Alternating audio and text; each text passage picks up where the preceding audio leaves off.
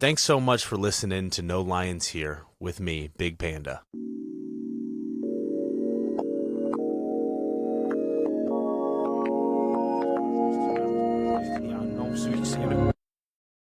A candle going. Hey, what's up, everybody? Welcome back to No Lions Here. My name is Big Panda, and I'm a recovering sex addict. Thank you so much for joining us on the show today. Before we jump into today's episode, I do want to give a shout out to my sponsor of the show, that is Beginning Again Institute. Go check them out. Their information will be in the description, beginningagininstitute.com. If you or anyone you love is suffering with porn, sex, or love addiction, they're who you need to go to. They're a big part of my story. I'm really grateful for what they do, and I'm just super grateful that they decided to partner with me in the show. So definitely go check them out if you guys have any questions or think you're struggling with anything like that. Again, it can be a pivotal point to your recovery. So it's never too late to begin again. So on the episode with me today, back in house, my brother in recovery, Ricky. What up, dude? Welcome back to No Lions Here, man. I'm so happy Feels you're good back, to be dude. like I feel like I'm at home.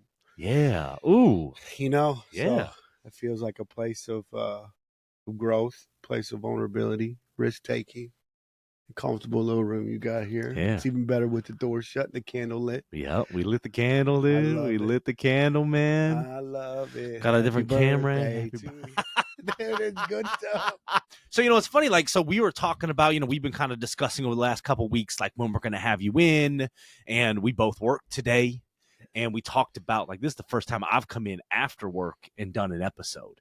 And I remember when we were originally talking about it, I was like, dude, I don't know, man. You think we're going to be like up for that? You think we're going to want to continue to have a conversation after we spent 10 hours at the treatment center today? And you were like, let's try it. And I was like, okay, let's go. Let's try it. And honestly, man, like, today was a good day. Today was a good day at work. I feel like we got a good group there. So I feel good, man. And I'm just excited to have you back, brother. I love it. I do. Yeah. Work is going well. I'm believing where I belong, and I belong where I believe in, like that's one thing they told me, man. If you don't believe, just believe that you belong here. As you stay here, you'll find that you belong here. You're right where you're supposed to be, man. And thank God they encouraged me with that. When I started IRC, I was super nervous. Yeah. I didn't think I was good enough. I didn't think I would measure up. And I don't know if it comes to me, because I do understand that we have prayed anything that comes out, but I do want to like set out there that there are things that might not be talked about due to work. Sure. Yeah. Because somebody may watch this, but we've talked about it in private, and I don't want to make it too public. But if it does show up, then that's where we go. There is no specific topic. That's what I love, because I don't have to put anything together. Absolutely. We just go. Like I love this. Like we sat down this morning when you got to work, and you were like, we got a topic. And anytime someone asks me that question, I'm almost like freak out internally. What is like, are you only going to come on if we have a topic? Like, because my style is very much, and I've been very open with this, is like, hey, let's just come in and let's just sit down and have a conversation. Like, if you got something that's heavy on your heart, cool. But if not, like, let's just talk. Like, God's involved. Like, we'll see where this thing takes us. Yeah. This is the fall is always it's a risky season for me. It's seasonal depression. Yeah. A lot of the harm I've caused, a lot of the trauma that it has had effect on me it always gets me at this time, man. So I have to be super effective in what I do. Yeah. As far as I get into the work a little bit more, not that I drown or drain myself, but I'm always willing to. It's challenging to move through it every other year, because I don't do it the same way, because I'm not always in the same spot. And fall into winter and back into spring is always super. It's a struggling season for me. Mm-hmm. Yeah. Yeah, I know you're not alone in that. A lot of people deal with that, and it's got to be tougher too. Like in recovery, like now, do you think that is part of that, like the holiday seasons? Do you think that plays into it? Because obviously, being in recovery, being addicts, with all the family stuff, there's a lot of layers to it, and obviously, like this is that time of year where you got Thanksgiving, which we just passed, and then a month later we got Christmas. Right, two big family holidays that maybe in the past we weren't invited to family get-togethers because of our behaviors, because of our actions. Now, is that something that kind of plays into it for you? I mean, a lot. I mean, loss of relationships. Yeah.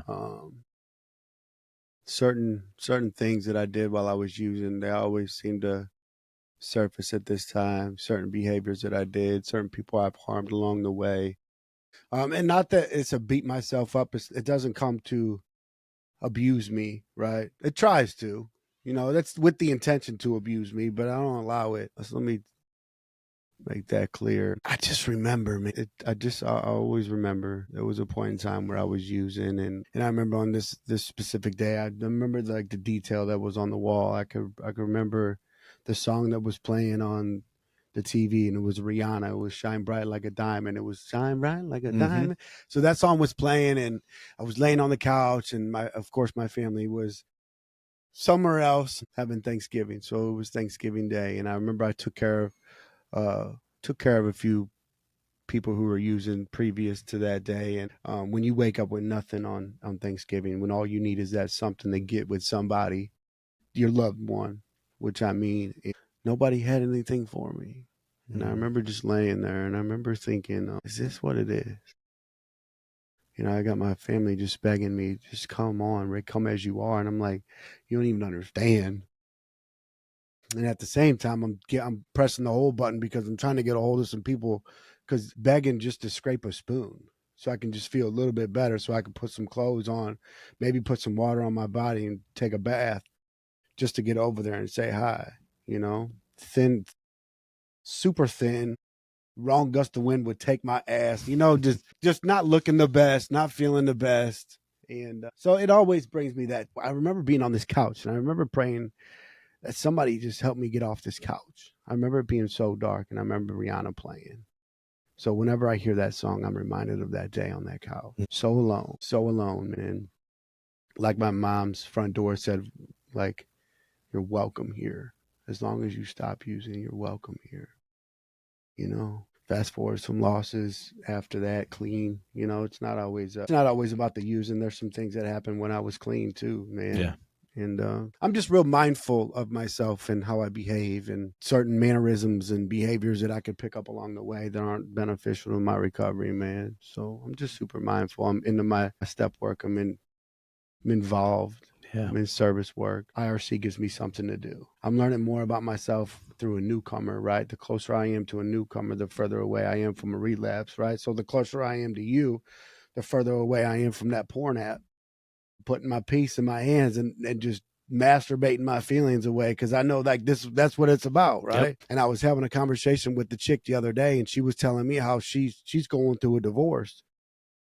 And it can be messy, right? And when we're going through some things, like we don't always make the best decisions. And she's got, like inappropriate pictures in her inbox of guys, and she was like, Rick, I can identify, because when I shared on Thanksgiving, I was asked to share at a meeting on Thanksgiving, which I'm super blessed. Some clients showed up and my family showed up to support me, which is pretty cool. When I would share on how like I would literally like be so toxic with myself, I would just masturbate multiple times a day to the idea or the image that I created in my head on how certain people were having sex a certain way. Very dangerous to myself, and she can relate to that. And she said, Ricky, I've been doing that. Thank you for sharing that. I got 12 years clean, and it sounds like a good ideal right now with 12 years. So that tells me that I'm not exempt regardless of the clean time. I don't think it's about the clean time. It's the quality of the clean time, 100%. The effort that I put into it. I must change. The literature tells me I must change. I must. But I remember being alone at night when that's all I could do is just hang on to this thing God gave me, like, man. So I do a little bit more. Sure. Yeah, that makes sense. I do a little bit more, man. That makes sense, man. Got to stay connected. And so, like going from those dark Thanksgiving days, right, where like I didn't have anywhere to show up or do anything like that, to like fast forward to today, right? Like you and me, we got to show up at the treatment center on Thanksgiving. And we got to like hang out with the clients, which I thought was really cool. Like for me, that was like a really special day to be there. Like I wasn't even upset that I had to work. Like I didn't regret, like I didn't wake up that morning being like, man, I got to go into work today. Like I was actually like really excited to go into work and to spend that day, that holiday with clients. Like, and I thought we did a really good job with them. Like, because that can be a really hard time, man. Like, that's the thing about treatment centers is like, dude, they're 24/7. They that machine runs. That machine's running right now. We're not there. That machine's running. That machine runs rain, shine, snow, sleet, ice, holidays, Christmas. That thing's running. And you got people that are in there, you know, away from the family. Even if they had a family to go to, you know, we're not going to let them out for a day to go to Thanksgiving. Just stay here. Just stay here. And we got to like experience that with them. Not a care in the world, right? Of, you know, that I have to go to work. That doesn't bother me. I get to go here, right? To make myself visible and available, right? This is what recovery has to offer, right? So when you get here, you don't ever have to come to a place like this, but to visit, you know? And it also lets them know that we do care, man. Yeah. I was scheduled, but I didn't have to. But I got to do that. I got to get with my people. I got to get with my family, and then I got to get with my people again. And then the people brought me back to my family. That's what I love. That's what I love. Yeah. It brought me back. The very people that I got with at the end of the night got me back to my people, and it got me back to my dog. When I walk in the room, when I come back, from what it feels like, my dog probably feels like years. My owner has been gone, and he's the happiest thing. Yeah. That. And then I'm running off that energy. Then it starts all over again the next day when I'm invited back. And I'm invited back. Invited back, man. Mm-hmm. They asked me to like open up, and they asked me to like bless the food. And I'm like, where'd this come from? Because we go back to the couch. Yeah. We go back to that couch. You know, one of my friends in recovery has this sign. It says, "Actually have everything you prayed for. You have a wall to put this up on." You know? Yeah. You got this safe place to put this up on. Yeah. You actually have everything you asked for. Mm-hmm. Yep. Oof. Yep. Mm-hmm. Or at least everything that I need today. Yeah. Like, I love telling people like that are struggling, like, not that this like is supposed to be like a magic button or pull you out of it, but like, hey, where you're at with all your problems today, right? Even if you're in treatment right now, detoxing, there's somebody out there that if they could switch places with you, that would be the answer to all of their prayers. And their families. And their families, right? Because not everybody's going to make it. And so, there was this girl that just got to treatment, and she's there on a scholarship, and we had a good conversation, fresh out of prison or jail, contemplating, am I gonna finish this program? Am I just gonna do detox? I'm thinking, you have it all right here. I've seen people write $20,000 checks to be here. Here you are, 6 times. Is this for me? Man, like I said, I get to eat. Like, you know, we can be pulled in any direction at any given moment in that field, man. And sometimes it drains you. Mm-hmm. You know, when I love our walks out, right? Because it's like, we did it. And I know, and this isn't to brag or anything, but me and you are super, we're super effective at there, man. And that's what I love, man, is we're right where we're supposed to be. And I'm gathering up the information I need to in order to get where I'm going next. Yeah.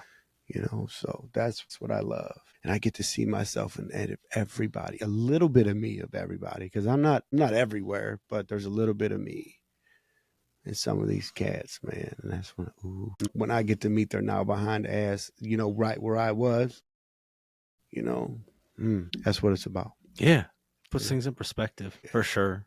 Because using, I think I said this last time, but I came off the whole stroll. That's where it took me. Yeah. You know, and I know my mom might hear this. You know, it is what it is. Yeah. My mom called and asked me to breakfast the other day. Breakfast. You know, so like, we're good. You know, we do what we do. That place, man, that corner, that pocket that I can go into. Mm-hmm. Oof. Mm-hmm. It's dangerous. It is. So I got questions, right? So I've always wondered, right, being a sex addict, I can identify with all the things. Yep. All the things, the obsession, the using, where I get stuck, and not stuck, but the barrier that I have is, how do you have sex successfully? Yeah, that's a good question, man. You know? Yeah, absolutely. That's a really good question, because it's not something that we ever want to abstain from, right? Like, it's kind of cool. Like in substance recovery, it's black and white, right? Did I use today? No, I'm sober. right? Sex successfully for me.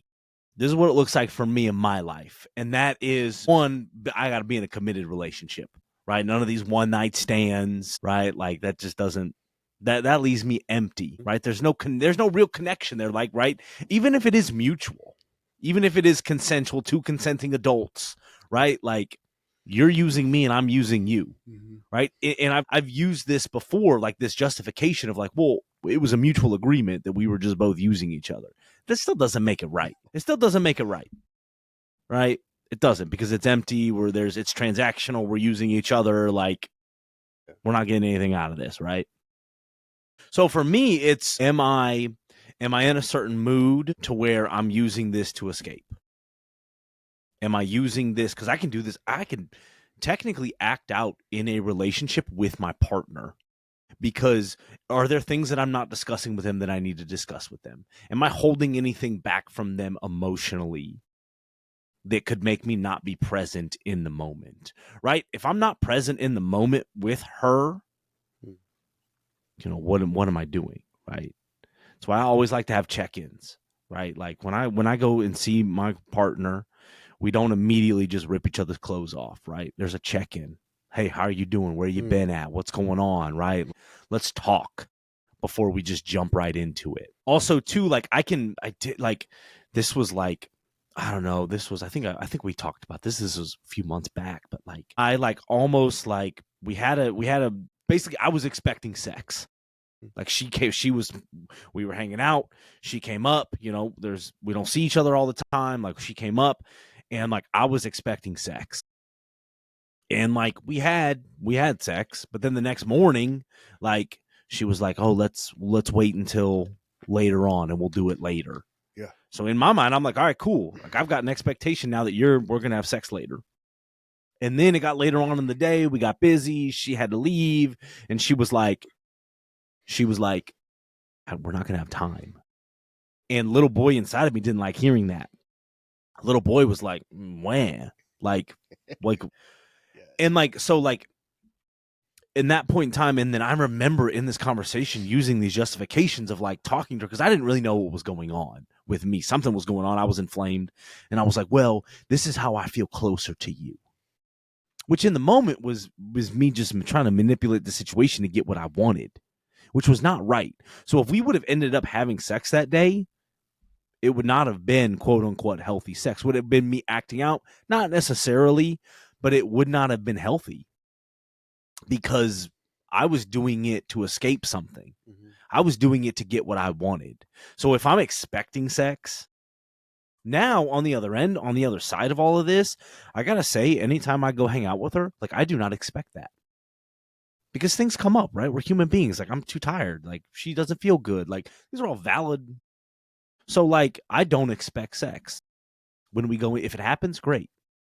But I don't expect it, because if she says, if we're getting ready to get in bed for the end of the night and she's like, "Hey Alex, I really don't feel like it tonight," I need to be the present partner that says, "Okay, I hear you, no problem at all." And how is that? Is that challenging? Because as I put myself, right, because I haven't had sex in, I want to say 15 months. So like I put myself, as soon as I do it, Alex, because it'll come.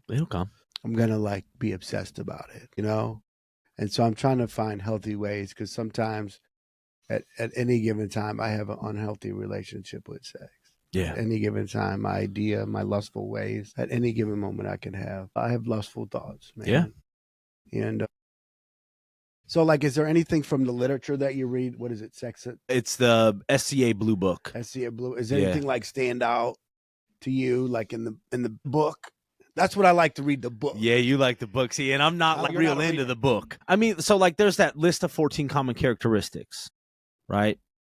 If I'm endowing somebody, like, so I'm like, if I put my partner up on a pedestal and then when we have sex, then they then come off of the pedestal, like that's unhealthy. Again, am I trying to escape? The biggest thing for me is escape. Am I using this to escape? And I think I've found, because I've had these fears myself of like, all right, like I remember talking with my sponsor being like, "Hey man, so like when I get into a relationship, like we're not gonna be able to have like quickies and stuff, are we?" And he was like, "Why not?" And I was like, Because isn't there like a certain like they're like and they're like we got to sit down, talk about our emotions first. Like, that's me making it very rigid. Also too like I'm like, man, like I'm gonna become obsessed with it. And sure, like there is that part in the relationship where like, yeah, like you're it's very healthy, like, and you're going at it, and I think that that's both, and I think that is healthy too, right? New people, new connections. Like if you go about the connection in the right way, it almost just feels right. Right. And you're expressing, right? That's what I love. That's what I love about sex, and the healthy view of it is like, it's my expression to how I feel about you physically. Yeah.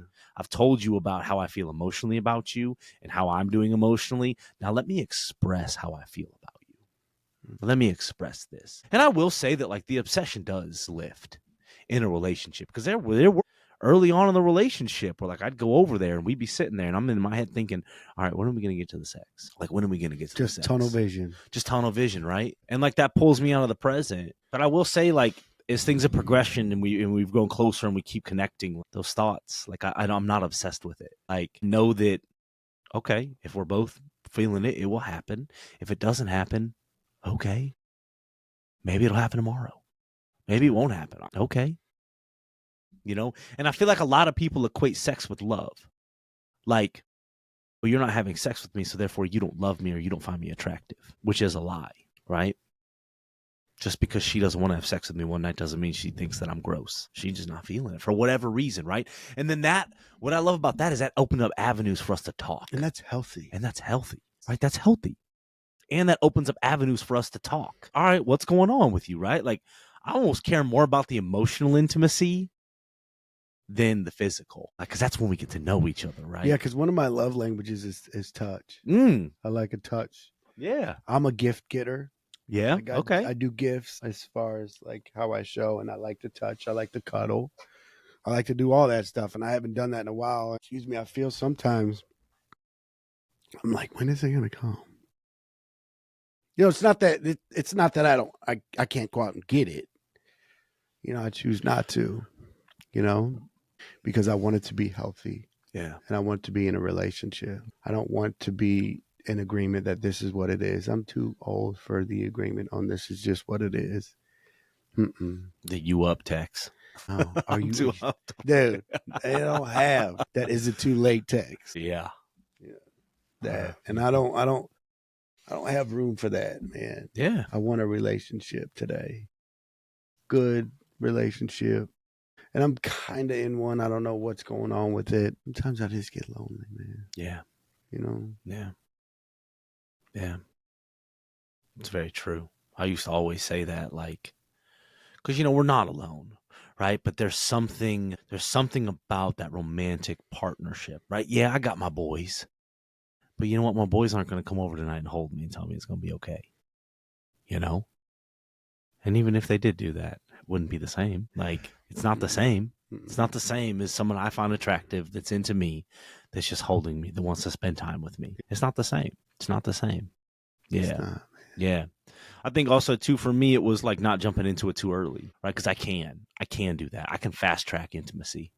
I can manipulate you to fast track this. What, like tell them everything about yourself? No, don't. Just go. Like, just, make a move on the first date. Yeah. Right? Like, or, like anything, play the good guy role, man. That's what I always did.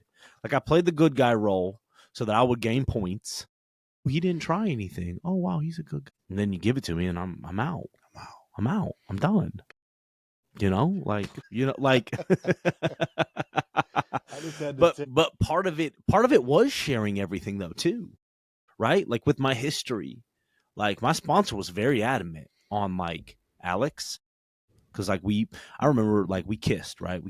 We made out, and that's up to everybody's dating plan. Like, where does that fall, right? Where does that fall? For me, I didn't have anything around that like I needed to do before we kissed. But if we wanted to go any further, I had to disclose what I am, what I deal with, what I struggle with, and what my past has looked like. And my sponsor was very adamant. He told me on the phone, I still remember this phone call. We talked about him and I talked about it the other day. We laughed. Like, we had a good laugh about it. He told me, he's like, Alex, I will fucking chew you out. I will give it to you. if you do not share what it is you need to share before this thing goes any further. And I heard him. Like, and I knew that that's what I needed to do. But like, I heard him and I was like, absolutely. Like, you're right. Right. Because I got to give them I have to give them enough data for them to make an informed decision. Okay, yes, I want to go through with this. Or, you know what, man? I just can't. I can't do that. And I went, so that was cool because I remember a conversation. I remember in your office at work, you were talking about, disclosing some information to her. I remember you before Brittany, and I remember you getting into and all that good stuff. So I went on a date not too long ago. When it was over, I'm obsessing about the response. I'm obsessing about what she thinks. And so I'm waiting. And, we can become needy, right? Yes. So I reach out and I was like, man, what do you think? And not attracted to the person, but just want to feel validated. I don't want to feel like I've forgotten about, since it's been a while. I don't want, because I think my sister told me something not too long ago. She said, you're going to be like my mom. My mom didn't have sex for like 20 something years. She's like, you're going to be like my mom or our mom. I'm like, don't you ever. Don't you ever. But I gotta call my sponsor now. Yeah. I love that you're sponsoring me right now. Right. Yeah. And I've always, curious about that. But I went on this date, right? And she didn't respond back. And I was like, hey, how'd it go? What you think? ? She was like, man, that was a lot. Interested in the date. I'm looking off. I'm yawning. I'm doing this. I'm uninterested. I'm lusting. I'm staring at her chest and not paying attention to her face, really. Just lustful ways. We can I don't have to get too explicit, but picturing myself, And so I built myself up at this point. And I'm like, man, I bag, and she waited the whole day. Said, am I enough? And you were looking for it in that moment. Am I enough? And if I would have been your sponsor at that point in time, I would have said, don't do that. Don't ask her. Right. Don't do it. Because you're only setting yourself up for her. Like that in itself. And I'm not, I'm not trying to come down on you, like anything like that. I'm saying like that comes across as like very needy. Yes. Right. Sure. Like, hey, what did you think? What did you think? What did you like my sponsor would have been like, no, don't do that. I gave her a couple hours, like 2 hours, 10 minutes. And I'm like, dude, I don't get a thumbs up. I don't get nothing. So I'm like, I get in this am I enough bag. That's a deep bag too, man. So what popped up, right? It's masturbate. Let's not watch porn. Because we don't do that. Yeah. Well, it'll all be over, Rick. It'll all be over. Yep. Just do that. Mm-hmm. It'll all be over. Yep. I can relate to that, man. That playing that game. I'm like, you know how many times, Rick, I've been in that spot where I'm like, I just want to know how it went. Just let me know how it went. Right now, that's me trying to control the situation. Right. I want to be like, yes, no, we good, so that I can move on. Right. Are we good? No. Yes, no. Like, let's move on. Right. And in my experience, I'm needy. I need to know because I want to control the situation. Right. Instead of waiting for you to tell them, like, I want to know right here and now. And I can relate to them not feeling good enough. I can relate to wanting to know, right? Like I can relate to like not really being attracted to you, but like I want to have the one that has a say in it. I want everybody to like me. I want all the girls to be into me. Doesn't mean I'm going to be into them or I want to be friends with everybody, but I want you to want that so that I can be like, no, I'm good. So that I have the control there, right? And I remember like I used to, dude, like is a big thing for me, right? That every time I get rejected, like it's almost like reinforces that like you're not good enough tape, right? And I remember early on, not even early on, my therapist was like, she was like, Alex, do you believe that there's any, what'd she say? Shoot, what'd she say? It was good. I like, you play a good therapist. She said, Alex, she said, up with that. She said, Alex, do you believe that there's any part of God's plan that is wrong? And I said, no. I said, okay, Alex. She said, Alex, it's not about you. Talk to me. It's God's plan. It's not about you. It's not about if you're good enough or not. It's God's plan. That was not in God's plan for you to continue with this person. So therefore, why don't you take the pressure off of yourself and put it onto God? And like that really struck me and like really stuck with me. Now, in the moment, that this big gracious God that we talk about all the time. In the moment, it brought relief. And like I try to go back to that, right, when things aren't going my way. And it's like, well, it's not because I'm not good enough. It's because it wasn't part of the plan. God's never wrong. Come on. And whatever is supposed to be is going to come my way. I have seen that. I have countless things in my life today because of my recovery that have come my way, not because of my doing, but because of God's doing. And so like, all right, in this situation with this girl, maybe I was really into her. She wasn't into me. Is that my fault? There's a million other reasons why people say no. A million, right? But I want to make it all about me. It's all about me. Self-centered. Self-centered. You self-centered, good sharing ass. Oh, God. Do you know who I think I am? You know, like that shit, you know, and you kind of like the song that came up after she said no. I'm like the song that came in my head was Tupac Hit 'Em Up. You know what? First of all, F y'all. You know, like F you. You know, like that hurt me. Yeah. How dare you hurt me? Yeah. How dare you be honest with me? You know, because I was willing to settle for you. As a matter of fact, all I wanted for you to say yeah, and I would have took off because that's all I wanted. Validated, right? Yep. I was sharing with a client today. I had a couple really good conversations with some clients today that like were questioning like sex addiction. And I was like, look, like it's not about the sex. It's about the validation that I get when someone agrees to see me in that light, in that way. It feels good. Kind of like what you're saying. I'm not attracted to you, but if you want me in my addiction, let's go. Because I'm getting validated. I'll take a spoon. And you don't even need to put dope on it. Just let me use yours when you're done. I'll use the rest. Yeah. So it's like, man, like this isn't about the sex at all. It's about the validation that comes from it. It's about the escape that comes from it. And I think that that's what a lot of people don't understand about sex addiction is that it's an intimacy disorder. I'm afraid of people seeing inside of me because if everybody sees inside of me, they're going to run from me. So I will settle for the physical connection because I don't want to let anybody in because I've built these walls up so big and so strong. And now I can let them down and I can let people in and I don't have to be ashamed of who I am. You know? Yeah, there was that moment, right? Mm-hmm. I know I'm enough, but like, I need to feel better. And all like the hurt that you felt in that moment, like that was valid hurt, right? Like the feelings are valid. The reasoning behind it, though, is where we get messed up. The self-centered, the obsessiveness. Like this is all about me. But I was like, why not me? Why not?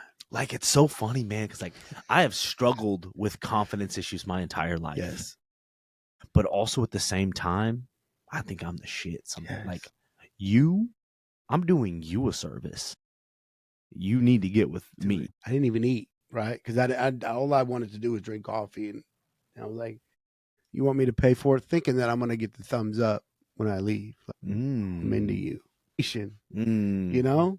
Yeah. Like that, setting myself up, my inability to accept personal responsibility. I'm actually creating my own problems. Mm-hmm. I'm setting myself up for something I don't even want. Dang. You know? I go back to my dating experience and like when the bill comes and they're like, let's split it. And I'm like, oh, dang it. I'm out. She didn't let me pay for it. So therefore she's not into me. Dang it. But no, that's just how things go sometimes these days. Why are we so hard on ourselves? That's a great question. When I'm doing the right thing, the intentions are pure. I get goosebumps while I'm doing it. I have a good relationship with God. You know, why? Why do I still beat myself up? Because at the end of the day, like I'm the problem, right? It's not sex. It's not drugs. It's not alcohol. Those aren't the problem. I'm the problem. It's basic math. I'm the problem. I'm the common denominator in all of my problems. It's me. I love that you said that because, like, hi, I'm the problem. It's me, Taylor. Yeah, time. Everybody agrees. So good.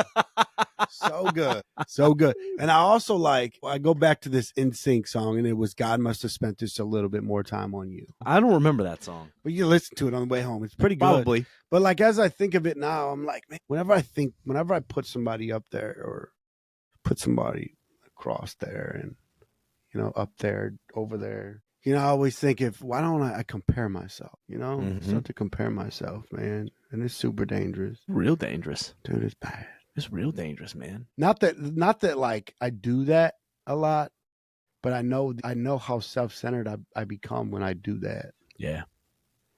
You know? And yeah, man. Just all about me. It's all about me, man. When recovery tells me it's not even about you. Stop. Stop. No. Dude, I listened to a really good podcast recently. It had Brandon Novak on it. Jackass? Yeah. Right? And like he brought up and it wasn't even like a recovery podcast. It was a comedian's podcast that he went on. And it was cool because he was like talking 12-step stuff and like telling his story. Like it was really cool. Like it was really cool. But like, he pointed out one of the things that you kind of just said. Something like along the lines of like, it's better to understand than to be understood. Is that part of the literature? So yeah, that's the St. Francis of Assisi prayer. Yeah. Yeah, it's really good, man. Like, I'm actually on that. I don't want to cut you off, but I'm actually starting today the 30-day St. Francis of Assisi prayer. Nice. So it's like a 30-day and just gives you a different perspective, right? Yeah. They say it a lot in Yeah. Actually, I want to read it to you. Like I'm so focused while you get that, like I'm so focused on like being understood, right? Because it's all about me. I'm so focused on being understood that I completely miss understanding other people. I totally miss it. I totally miss it. When I'm just so wrapped up in being understood. You're not understanding me.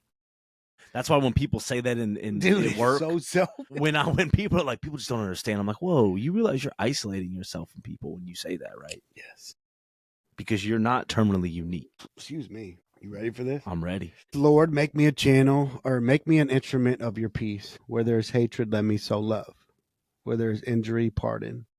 Where there is doubt, have faith. Where is despair, have hope. Where there is darkness, let me be the light.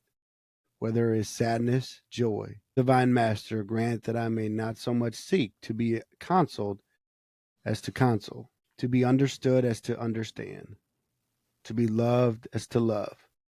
For it is giving that we receive, for it is pardoning that we are pardoned, and it is in dying that we are born to eternal life. Like the effect that I can have in just a couple tries, like, Ricky, get the F out of yourself. Yeah. Stop. It's not even about you. It's not. And I've had that realization like multiple times, right? Like it's funny how like we pick stuff up along the way and then we forget it and then we're reminded of it again. Like in reading the 12-step last night in my home group meeting, around service work. But right? Anything stand out to you?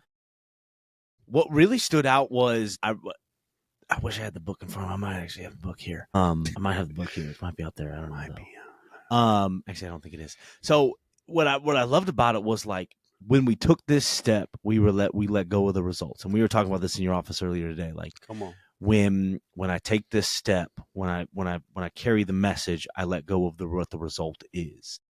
And I'm more concerned with carrying the message than to anyone that's heard it, and less concerned if anybody heard it.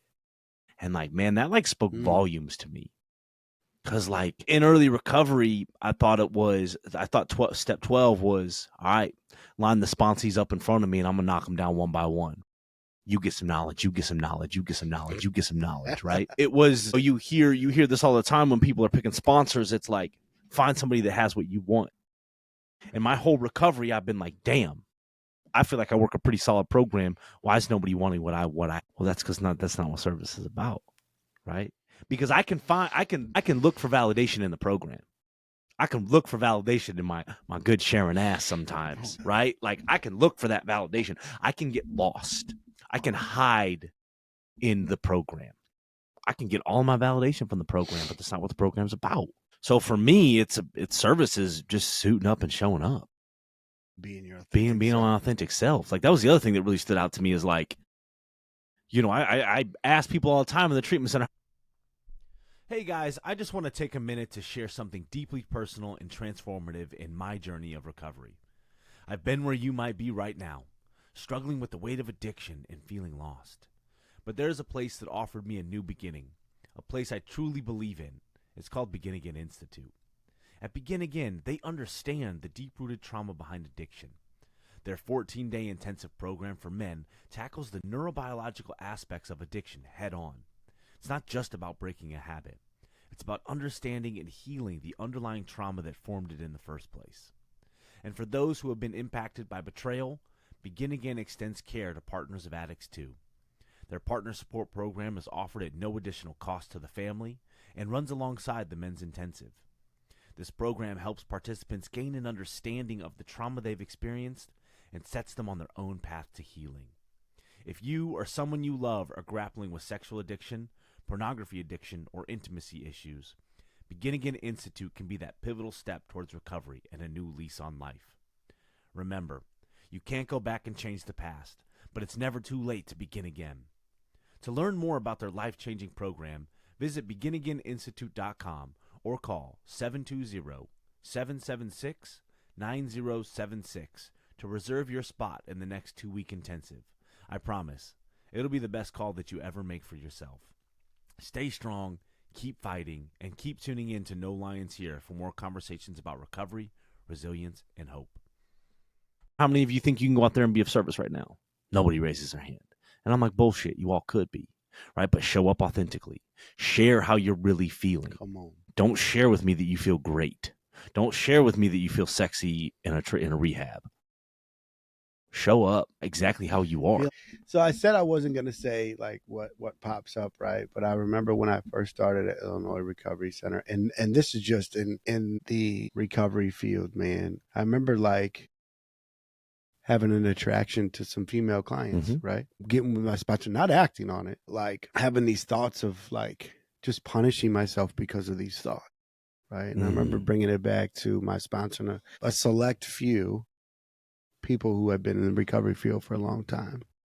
And they said that is normal. And you know what they said? We appreciate the honesty because it is by that you are set free. So I was being my authentic self. I was being of service to somebody else. I was telling them what was going on and these thoughts that I'm having, because we all have these thoughts and some people don't share these thoughts. Well, I share my thoughts because I don't want my thoughts to become my actions. So I talk about my thought. Yep. And so I talked about it and they said, Ricky, that is normal. There's nothing wrong with having an attraction. Yeah. There's nothing wrong with having an attraction. But I make it all about me. All about me. And I'm a bad person because I'm having these thoughts, right? It's almost like it's almost like I'm supposed to be a robot when it's like I'm a human being. I love that. Not a robot, Rick. I'm not a robot. You're not a robot, man. This isn't Robot Ricky. No. Last time I checked, I've seen you eat real food, man. You haven't asked me to grease up the motherboard yet. So until you do that, you're human, Rick. I would just punish myself, with those thoughts that I was having. So I would just bring it to people, man, being so honest. Yeah. And I just, because I don't want to I don't just use drugs. I don't want to use that either. I got some good perspective. I like what you said, Rick. You're not a robot. You're a human being. Yep. We're going to have those thoughts, right? Like, I'm not my thoughts, too. That's why I love saying that. Like, I'm not my thoughts. And, like, sometimes I have these thoughts and I laugh at it because it's like, okay, well, I got to do anything about it. Like, I don't have to do anything about it. They're just thoughts. And I've got people that I can share these thoughts with. That's it. I'm not my thoughts. I don't have to act on these things. I'm not so deep in it that I feel compelled to act on these thoughts, right? Because previous to recovery, when I would have these thoughts, my only way out of these thoughts was to act on these thoughts. Right. Because I didn't know that there was another way out. Simple stuff. I didn't know there was another way out. Now, even in recovery, I've had those thoughts and thought there was no way out, right? But thank God for today, I'm removed from that. I don't have to, man. I'll carry around that 6-month chip with pride, dude. Like, is that what you got? Yeah. Yeah, I just hit it, man. That's the most sobriety that I've had from my sexual bottom line behaviors. I'm learning a lot about, and I'm learning because I ask questions, right? And when I ask, I receive the information, right? That's why when you were sharing, I was like, man, sponsor me, right? Because I'm asking there are healthy ways to do this. Yeah. You know, I don't have to be abstinent, No. you know, but there are Mm-mm. healthy ways. Like, Rick, get into a relationship first. Get healthy with this person first, right? Like, Yeah.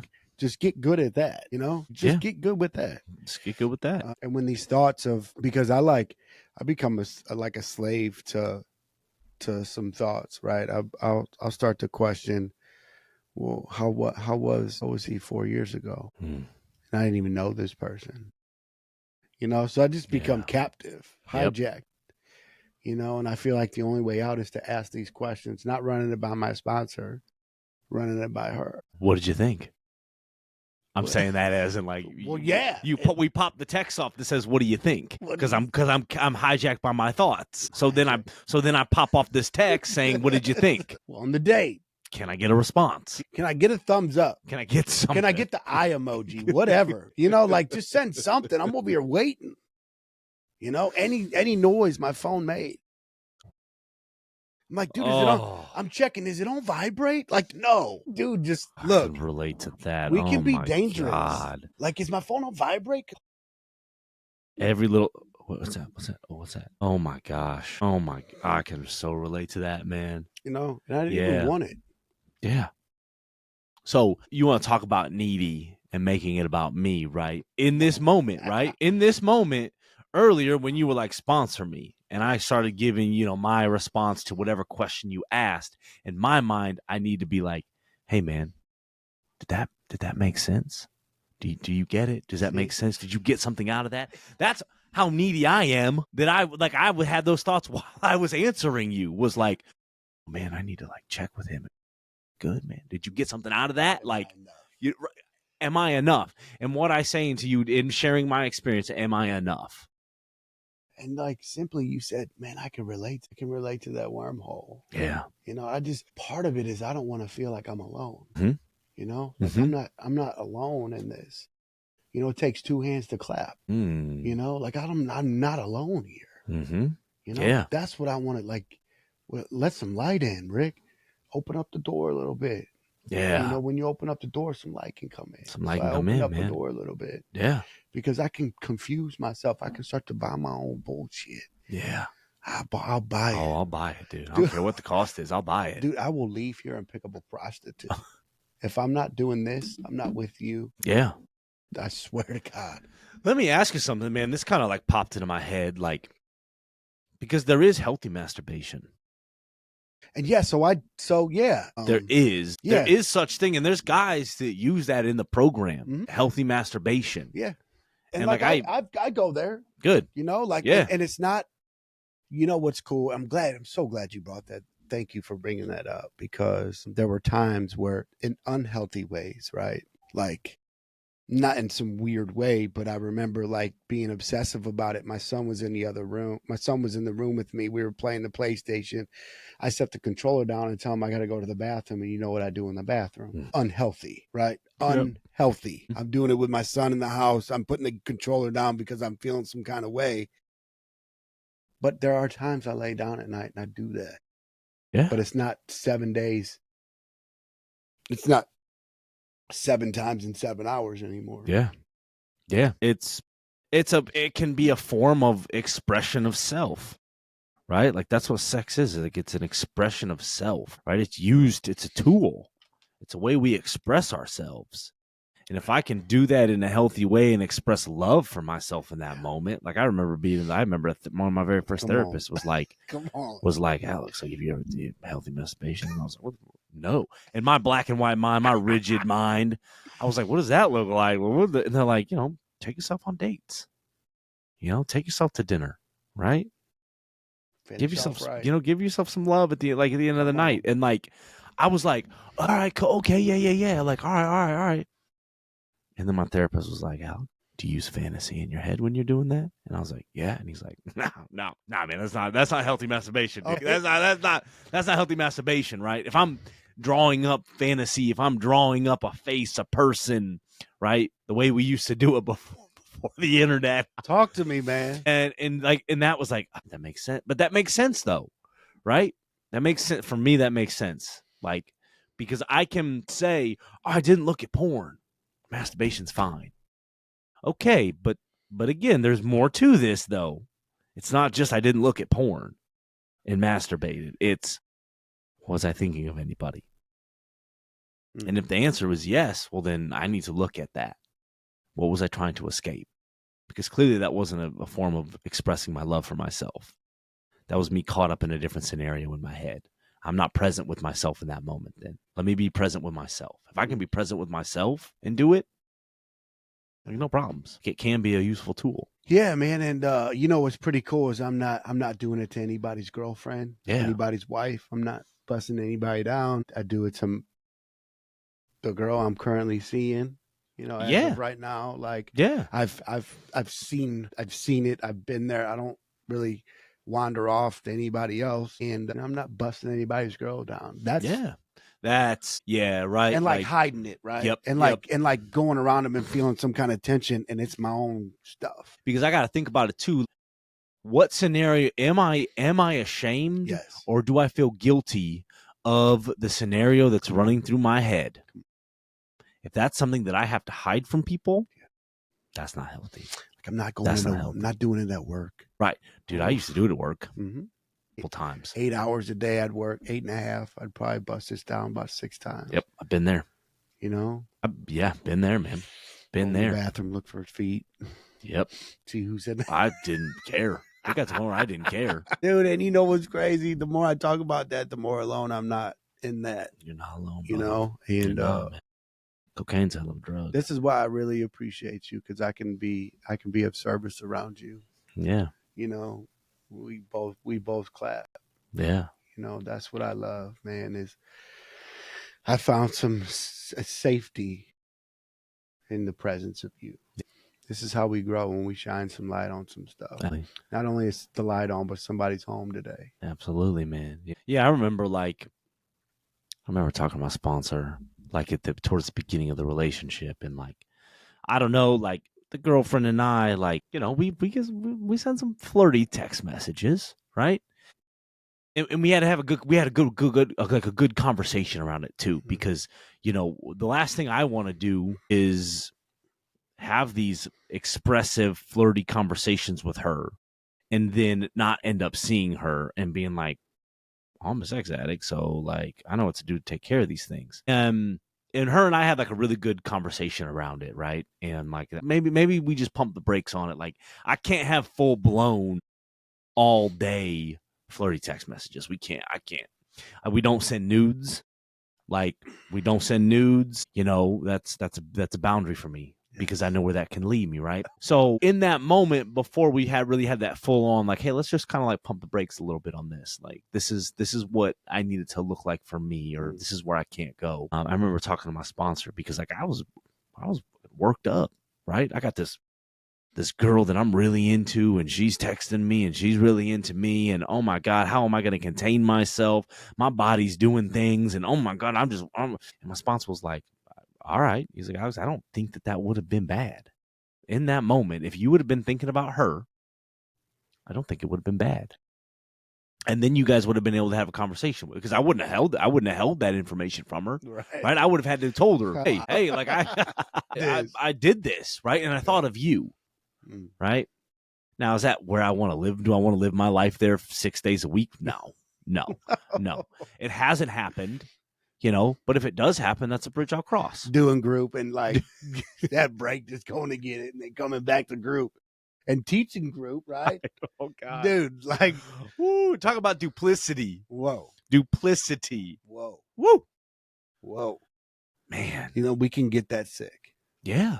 What? I am not far from that. I don't do the whole nudes thing either, man. I think that, especially in a partnership, right? That needs to be reserved. Yeah. Not that I'm not the type that shows friends. I always thought that was so disgusting when people would be like, check this girl out. And I'm like, I don't want to see that. And you should have more respect for that person. Yeah. Respect that person. And that's your gap. They're sending that to you in confidence. Yeah. That you're not going to share it with anybody. Don't. It's so funny though, because I had I always had this this duplicitous view of I would get real mad when like I'd be out with like my married friends. And this is pre-recovery. I'd go out with like my married friends or my friends that were in long-term relationships, and they'd be like flirting with a girl at the bar or something. I'd be like, what are you doing? You know, you got a good girl at home. Don't do this. Yet, first off, who am I? Because I'm doing the same things, but I'm doing it in secrecy, right? I was cheating. All they were doing was just talking to a girl at a bar, whereas I was going all the way with these people. All the way. All the way. Like the duplicity, man. Like all the way. Like the duplicity, dude. Ugh. Yeah, thank God I don't gotta live like that anymore. Yeah, man. That's good. But yeah, I don't nudes. You know. Dude, I have like. Oh yeah. I have like too. send me a picture of boobs, but like I just don't do that now. You know, I don't want to set. I think that's healthy. Yeah. There's a difference between nudes and sexy pictures, right? Yes, 100%. Like and confident, right? 100%. Yes. I like to see what I have sometimes. Sure. You know, and it's not about that. It's like, man, I get not only do I get that, but I got some inside too. I get some insight. Yeah. On this person, you know, mm-hmm. I got some vulnerability of this person. So with that. Yeah, but I mean, you know, something special. And for me, it needs to be something that's talked about in the relationship, right? Like, hey, do we do this or not do this? This is how I feel, you know. This is how I feel. I love that. You know, so yeah, send me some cute selfies. I will take a look at those. Like, man, she's cool, man. She's good people. She's real cool. And she's going to watch this. She's good people. I love your guys' relationship. She's good people. She's coming on. She'll be on, I think, next week. I love that too. Come on, man. I'm really excited dude, for that, I want to be a fly on the wall. Like, come in and sit down. I got a couch. Come on, sit down. I want to be a fly on the wall. Come on, sit down. Give me that corner. Man, I love it. I cannot wait. The hot spot, the heat is on. Pressure makes diamond. You know what's funny too, man, is like we were talking today about like at work, like I hurt my own feelings a lot. Like because I have a script, I have an expectation, right? This is what expectation does, right? I'm the problem. So I asked her, right, like from the beginning, like one of my big things, I want a partner, someone that's involved in the podcast, right? Like I want somebody involved, right? You don't necessarily have to always be on, but like I want you to come on, right? Come on, share your story, you know, we'll talk, like, you know, let's help people together, right? And like I couldn't be with a partner that was like, nah, I don't want anything to do with the podcast. Like that's yours. Like, no, like I want somebody that's involved in it, right? And because this is a big part of my life, big part of my recovery. Like I'm always gonna be doing the podcast, right? I'm moving out at the end of this month, but I'm always gonna be doing the podcast. Yeah. Her and I were talking about it on the phone one night. I laugh, but I was like, yeah, like, you know, she's like, well, what, you know, she did what are we gonna talk about? And I was like, oh, like, you tell your story, you know? And she was like, well, hold on, Alex. Like, what if I don't want to tell my story? Like, what if I don't want to share about my past? Like, that's very private to me. And I was like, I was like disappointed, right? Because I set myself up when I had to really pull myself back and say, that's okay. That's okay. If you don't want to. And I was projecting onto her. Right? Just because I come on here and I share my story with people doesn't mean that everybody else is going to want to come on and share your story. Just because you come on this podcast, right, and share your story doesn't mean that anybody else is going to want to do that. I might have somebody come in that share one day that doesn't want to share anything about their past. Okay. I got to be okay with that. And because I do view this as a platform for people to come on and share their stories, I immediately, the expectation subconsciously is, oh, you're coming on the show, so you're going to share your story. And like, so I really had to put myself in check after that conversation of like, what's my expectation here? Oh, now I'm seeing that I'm projecting onto her something that she's maybe not comfortable with doing. You know, and then I'm all, well, if you share your story, you might help somebody. And that's what the name of the game is helping somebody. And maybe she will come on and maybe one day she will share her full story. I think that'd be very helpful. And I know how healthy it is. But also maybe not. Did I do that? No, I did that. Did you? What'd you do? I just like knocked something. Now I got to get it right again. I knocked the camera over. I don't even know what I did there. I knocked the camera over. Does it look all right? Are you sure I didn't do that? Man, I thought that I did, but it doesn't matter. We fixed it. Did it? All worked up. So I remember when you told me about Brittany and she was going to come on the show. I didn't even think of hearing her story. What I wanted to see is the communication between the two of you, the interaction, because we talk about how we can have healthy relationships, and somebody that might want a healthy relationship gets to watch the show between two people trying to have a healthy conversation relationship. So that's like what I see is different perspective because she's not one of us. Right. So I get a different perspective. I can learn some stuff from people who read the book. They might not did what was in the book, but they read the book. Yeah. You know, and we all have experiences. Not in a moment that I think that I'm going to get to hear her like experience, but what I did get to see is you guys interact with each other. Yeah. Because you talk about it a lot. Yeah. And here we are. We're presenting this to you. Yeah. Yeah, and that's kind of what I had to like come. That's like what I eventually like circled back to was like, and also too like I gotta think of too like my experience is different from her experience, right? Like she's not in a program. I am. My whole life is sharing where I'm at. That's my entire life. Program tells me I need to honestly share with where I'm at. Do I have to do it in front of a microphone? Not necessarily. That's my choice. But that, like, I eventually circled back to that and was like, well, okay, all right. I'm a little disappointed in that, you know. However, no problem. Like, we can talk about our relationship. What's worked for us, you know? What did you have to do to navigate when I told you I'm a recovering sex addict? What did you have to do for yourself, right? Like, how do you weigh these things? Like, we can talk about our relationship. Whatever we can talk about comes up, our comes up. relationship, right? And then she was like, yeah, I'm all, you know. And then it was also like, I don't pressure her either.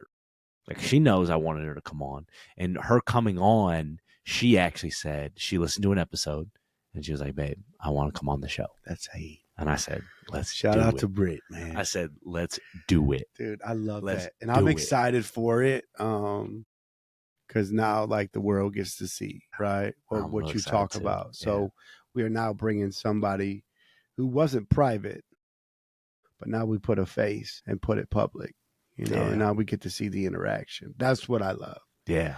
That's what I love. I'm- That's what I'm I'm- excited for. I'm real excited, man. I'm probably a little nervous about that because I've never had, you know, that experience. I've had plenty of people in here that I really care about, right? Like, you're one of them, right? Like, I really care, right? And I really care what you think about this experience, and I want this to be a good experience for you, you know. But like, man, it's gonna be different with my partner sitting across from me. I'm in podcast mode. You know, like, all right, like, let's go. I love it. I love it, man. Dude, that's so attractive, right? Because when we get in podcast mode, eventually we come down. We come down. We do. We Everything do. goes up, must what? Come down, dude. This must- plane does land. It must come down. Yeah. Yeah. So we land, man, and I can't wait to see the landing and see the conversation, the flow. I promise I'm super excited. I got really, really excited when you told me she was coming on the show. I'm super excited. Because I don't know her, but I know a little bit about her through you. Yeah. And I get to see the smile you carry when you speak of her. I get to see the struggle within yourself. You know, I got to see the struggle within yourself of how am I going to present this information about myself to her, Ricky. You know, like I'm struggling with that. And my sponsor's like, I will chew you out if you don't have this. You know, so that takes courage, man. You like it encourages me, you know, to have some kind of conversation before I get into a relationship. Because the girl on the date wasn't ready. And if you come in hungover on the first one, it seems like that's what you do. That's a red flag, man. For sure. It's time to wave the white one. Yeah. Yeah. Surrender. I'm waving white ones. Enough red ones. My goal is to wave the white one, man. Yeah. So, but I wanted to share what was going on in that moment. Yeah. Where I just felt like I wasn't enough. Yeah. You know. Yeah. That makes a lot of sense, man. Makes a lot of sense. Yeah. Something I can relate to for sure. Like, what do I got to do? How am I going to buy this time? And eventually, like, I ran out of time. What's up? Did you like it, or do you like me, or what? Do you like me? Yes or no? Circle yes or no. Check, Right? yes Check or your no. yes or no, dude. You slid that note. But that's what I appreciate, man, is I had put myself out there, and Yeah. as vulnerable as it was, man. And you know what? You grew from that experience. I did. Right? And like, all right, cool. Like, that's recovery to me, right? Is like, you put yourself out there. Do kudos to that. Yeah. Right? Because there's so much that I don't want to do because I'm scared. Because I'm afraid that I'm not going to be enough. I'm afraid I'm not going to add up. But you know, that's the definition of courage, right? Is doing something even through the fear. I'm still afraid, but I'm going to do these things. I'm still terrified, right? Courage. So you stepped through that. And because of that, you had an experience. You can now look back on that experience and say, okay, what did I learn from that experience? Cool. I learned something from it. So it's not a failure at all. You learned from the experience. You came out the other side a better person than you went into it. So like, that's all. That's like to me, is the outsider looking in. Like, that's good stuff, man. It's so funny. What's important is I don't like hide myself from the world. Yeah. As a result of rejection is the way I took it, man. We don't do well with it. I don't. No, I don't either. And I know a lot of people who don't do well with it. Yeah. I had a guy tell me one time, like, he had real bad problem with rejection. So his sponsor told him, everywhere you go, ask for a discount. Target, Starbucks. Hey, can I get a discount? Do that. Come on. You're fucked up. I love it. Shout out to Ed Tilton, by the way, president of Begin Again Institute. He told me this story. What? Talk to me. Shout out. He said, Alex, I'm terrified of rejection too. My sponsor had me go in, I forget the amount of time, it was like a month or something like that, where everywhere he went, he had to ask for a discount. And then they'd be like, oh, are you military? And he'd be like, no. Are you a first responder? No. Sorry, we don't give discounts then. Okay. Right on. Just to learn for him to deal with his rejection. No. You know, people kill over rejection. Yeah. It goes deep. Mm-hmm. You know? Like, it's, maybe that's something that's not talked about enough. I don't know. But like, man, rejection, and like, the thing is like, dude, rejection's going to happen. Whether I'm enough or not, rejection is going to happen. Right? I didn't get the job that I wanted. I didn't get this. But again, if I look at it as, do I believe that God's a failure? Well, no, I do not. Come on. Well, then it wasn't God's plan for you to get that. That's it. God does not make mistakes. So therefore, if something didn't happen that I wanted to happen, it wasn't supposed to happen. It was by God's plan that it didn't happen. God's shoulders are big enough that I can say, this is on you, God. What's that song? He's got the whole world in his hands. He's got the whole world. What's cool is somebody told me this, Ricky, God's got a way of slowing people down. Slow down. And that goes for anybody. Like, God's got a way of slowing somebody down. Slow it down, man. However that may be. God doesn't make mistakes, dude. There is no mistake in God's world. Like, there's no coincidences. There's no mistakes. Like, everything happens for a reason. When I get rejected, I'm supposed to get rejected. Because God's saying, hey, man, you need to look at some stuff. You need to look at some stuff. And here you go. I'm with you. Here's the mirror. Here's the mirror. I'm with you. Here's the mirror. Here's the mirror. I got work for you to do. What Michael Jackson say? Annie, are you okay? Annie, are you okay? Are you okay, Annie? Dirty Diana? Yeah. You know what that song's about? She likes the boys in the band. Do you know she what knows this song's when they about? come to town. No. I think it's about, like, Diana being pregnant. I'm pretty sure. I don't know. No, that's Billie Jean. Was it Billie Jean? Yeah. Billie Jean is not my love. She's just a girl who says that I am the one. The kid is not my son. We're the fun bunch, dude. We are the fun bunch, dude. Ricky and I run around the treatment center and we've been singing Christmas carols to people. Bum, dude. Yeah. We bring life to that place, we do, and man. I so appreciate so we bring smiles and we do all different kinds of stuff, man. We do, man. We do. That's what I love. It's cool, man. We make people feel safe. Yep. You know, even in my guarded thoughts. You know, something that I noticed today was like, one, I got to pass along some coping mechanisms to some people, right? Like we had a couple clients today that like were just filled with anxiety and rage, and I was like, you want to scream? And they're like, yeah. And I was like, come on, let's go outside. They're like, we can do that? And I said, yeah, why not? So we went outside, dude. We screamed. And I'm like this in the program too with phone calls, right? Like, I want to be that good sharing ass, right? I want to tell you. What is that though? Like, we come up with that good sharing ass. Is it because somebody told me they liked what I had to say one day and I just ran with it? Yeah, probably like I got the dude, I got the and the ah. Yeah, I got the daps after, like, man, good share. Ooh, like, ooh, man. and I was like, yeah, you're right. And then you know what that leads into me is like, as soon as I go into a meeting and I sit down, I'm not worried about what's being talked about in the meeting. I'm worried about what I'm going to share about. Put together. This has got to be great. I'm not going to share it first, dude. I did this early on in recovery. Come on, Dude. Is service work. Early on in recovery, dude. I'd be like the first person to share, right? And then as the meeting went on, more people were sharing. I'm like, damn, I wish I would have touched on that. Damn, I wish I would have touched on that. All right, I'm not going to share at the beginning anymore. I'm going to wait till the close. I'm going to wait till the end. And I'm going to watch this. I'm going to outshare everybody. I'm going to outshare everybody. Right? With my good sharing ass. I love it. I can relate, man. That's why we have to be mindful, man. That's what we have to be mindful. And I thought that I had to do that on phone calls too, right? Like somebody calls me and they're in a rough spot, man. And man, I'm gonna, I want to give them some advice and I want to follow up with, hey man, did you get something out of that? Right? Because I need the validation, right? Because I'm needy. But in reality, being of service is taking the phone call and listening. Really? What? Like bringing a client that's having a bad day into my office. Maybe I don't share coping mechanisms with them, but maybe I just give them space. Maybe I just give them a safe space to share with no judgment.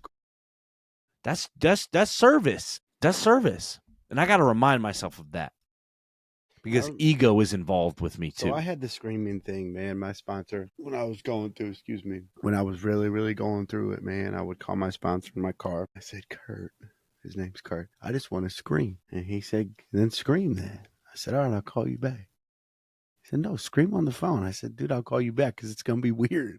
And he said, no, you will scream on the phone. And I remember I tried to I wanted to play the scream right. Because somebody's listening, right? I can't be like my authentic. I want to scream, but it's going to be like a play, it's not going to be all the way. This has got to be a Hollywood scream. Yeah, yeah. And I remember I screamed and he said, dude, no. And I set it down. I was like, oh, and I just got a good one. He said, thank you. He said, do you want another one? Yeah. But he was not getting off that phone with me. So he sat there and listened to me scream. He didn't say anything. He said, are you okay? Yeah. That stuff. I don't always have to have an answer. No. A solution to every problem. It's funny, I still call my sponsor today looking for answers. And then I remember getting off the phone and being like, well, he didn't give me any direction there, but I got what I needed because it was just another person on the other side saying, man, Alex, that's really tough. Yeah, I can relate to that. I was just heard. That's it. Right? Because what I do is I look for other people to tell me how to live my life. I want other people to tell me how to live my life. I get into these spots where that's all that, just tell me what to do. But then nobody tells me what to do. And I'm like, shit, what am I supposed to do now? Like you're supposed to be guiding me. Yeah. You're supposed to telling me what to do, sponsor. Come on. What to do. Make a left or right. Which one am I doing? And then he goes, can you go straight? Yeah.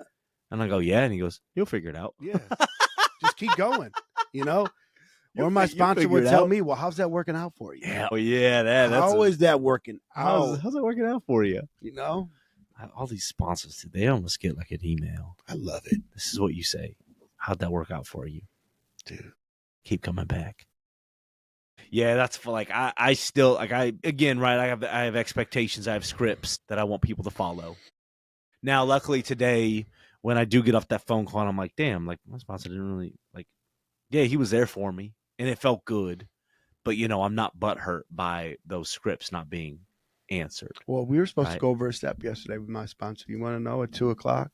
Wait, at 3:00 we were supposed to go over a step yesterday. My sponsor did not answer. He did not return my call. I've been around long enough. I'll be okay. Yeah. I'll be okay. We'll go over it. I don't need to go find a new one.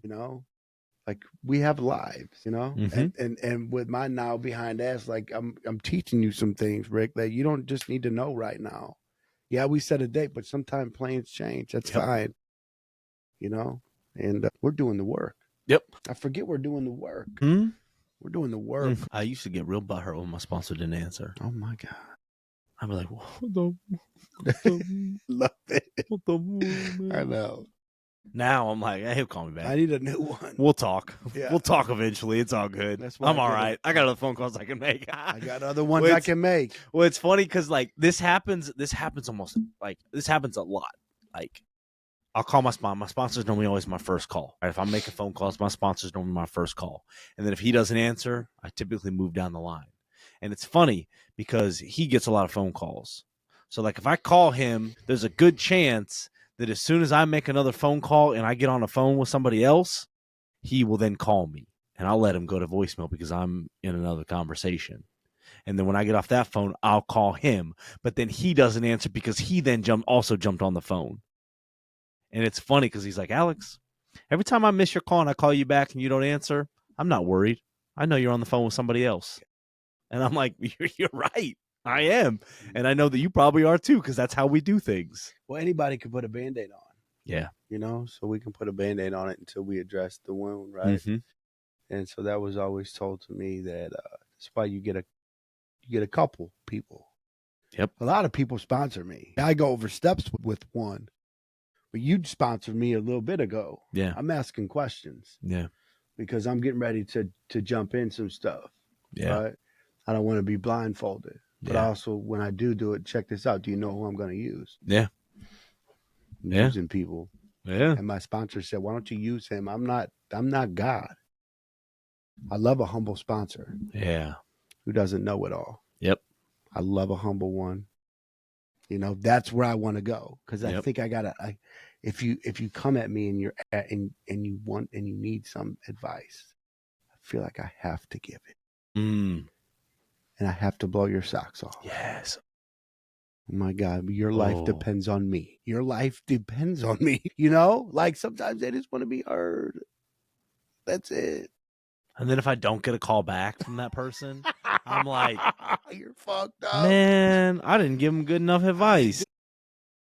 I'm so wrapped up in myself. Dude, it's like I think it's about me. I think it's about me. Because everything always has been about, in my mind, everything always has been about me. Me. So we talk me. about the self-centeredness is the root, and the root to the self-centeredness is fear, and the root to the fear is the unknown. Yeah. The unknown. Yep. Yep. Yep. I want to be God-centered. I don't want to be I-centered. I want to be I-centered.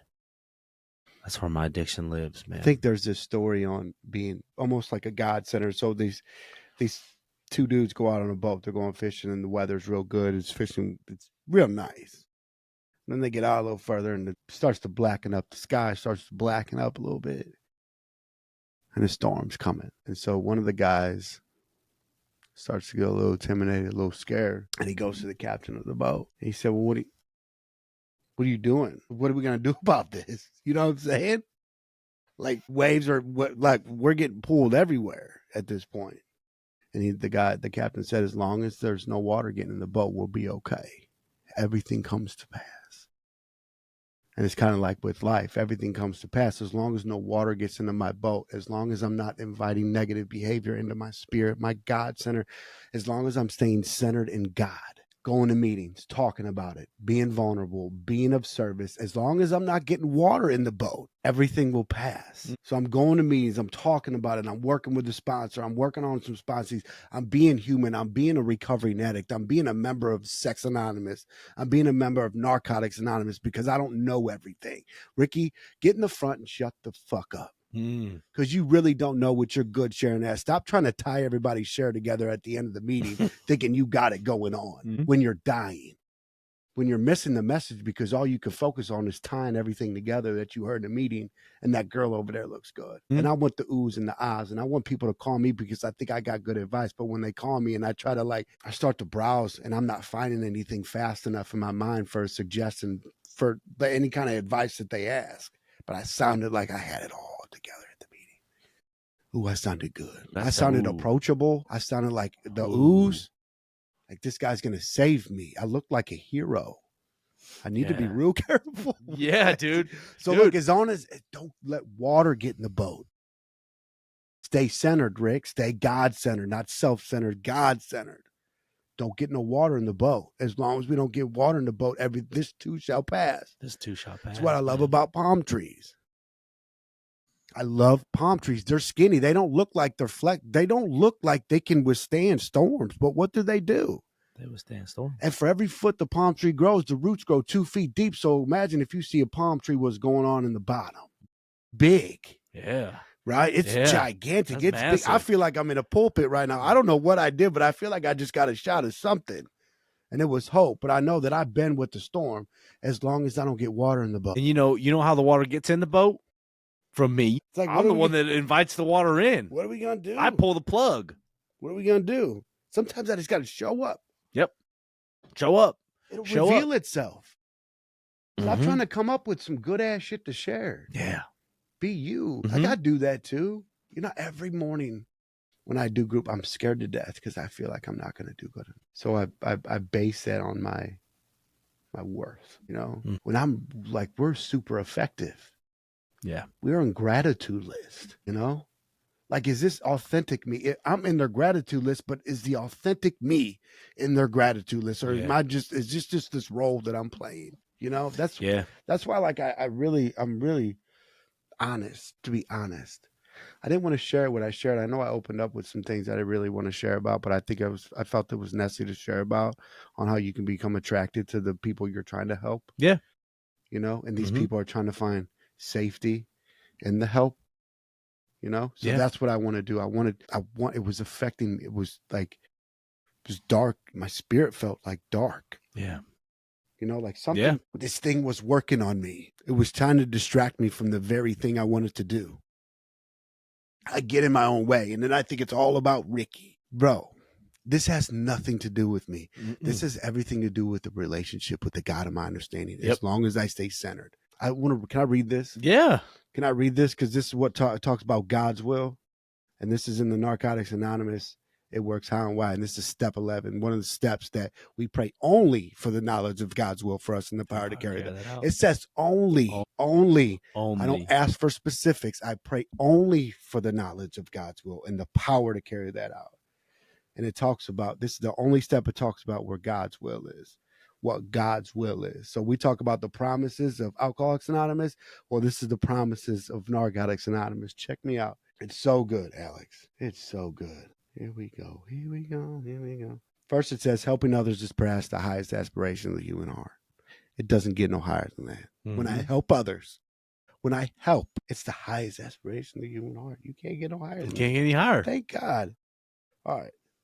We see that regardless of the presence or absence of material success in our lives, whether it's, we can become content. We can be happy and fulfilled with or without money, with or without a partner, with or without the approval of others. Talk to me.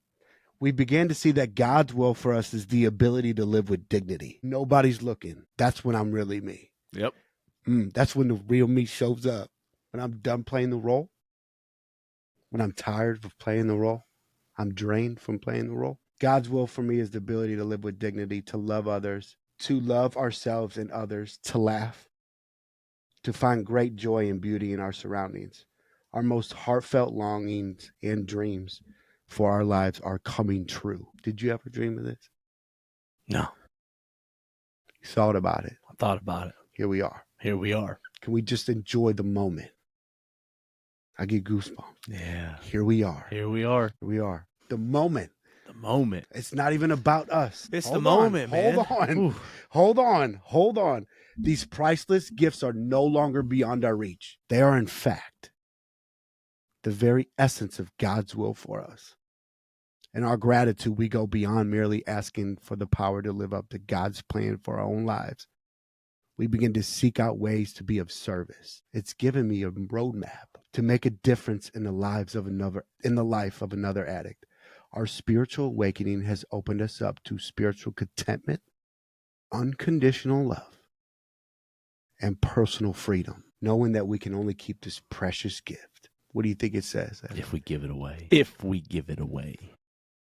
Man. Me keeping this, you not sharing this, you not doing this, open this up. Now this isn't for you, but it's for you. I've seen some comments on your videos. Yeah. I've seen them, Yeah. It's a couple. There's a couple. I see them. Thank you. I don't watch the video, but I seen somebody related to, I remember I talked about this in the last podcast. I could relate to the person when we went to the dark basement and I'm running up because I think there's somebody chasing me. Yeah. Somebody commented. Somebody did. I didn't watch the video, but I was like, the enough me was like, let me read the comment. Yeah. They did. I know. I watch your videos. Like this was once a thought. Yeah. Now we're moving this thought. Yep. We're moving this thought. And you want to talk about the will and the contentness, like God could have other plans for this podcast. Yeah. God could say, Alex, you're done. Okay. Excuse me. God could say, your work here is done. What else? Share me some dreams, some aspirations. Dreams. Dude, Speak it. I want to have my own coaching business. Speak it. I want to have my own coaching business. I want to work for myself. Speak it. I want to live how I want to live. I want to travel around. I want to public speak. Are we not practicing? We're practicing. We are practicing. Like, this is practice. we are practicing because, I want to public speak. I want to go travel, and I want to share the message. I want to spread the message. I believe God has given me a gift. Yes. It's not about me, right? God's using me as a vessel. I'm a really good public speaker. I'm a really good public speaker. That's what I want to do. I want to go out there. I want to go do this. What was really cool is you and me, I'll have to read this. I don't have it on me, but Ricky and I, we plugged in some stuff into ChatGPT and it brought up this story. Right, it brought up a story of Ricky and Alex working together, right? Putting on workshops, Ricky's 12-step God-fearing, and then Alex in the feeling wheel, getting in touch with the emotions, and how they linked up and worked together, and we're doing that, right? We're doing that. That's currently what we're doing. But man, it'd be so cool to take that and to go out and just spread the message. I told you after we read that, I said, Ricky, I'm going to go home and I'm going to pray about this. We knock on doors. I want to go knock on doors. Is this knocking though? This is knocking. And this is us not wrong. Isn't this knocking though? Right? This is knocking. This is a different perspective. Yeah. Yep. But this is knocking, man. This is knocking. This is 100% knocking. This is knocking. What do you want? What are your dreams? I mean, what are your aspirations? Yeah, so say it out loud. Speak it, right? Speak it. Speak it. You did it to me. I'm gonna do it to you now. Manifest, right? Yeah. This is my aspirations and my dreams are similar to yours. God has given me a gift to use. At 100%. To use, right? One thing God is He's a tool. He's not a weapon. Right. And he doesn't weaponize God. We talk about find a loving God. Well, where's their love and weapons? Right. So he uses people. He's a tool. God is a carpenter. He uses people.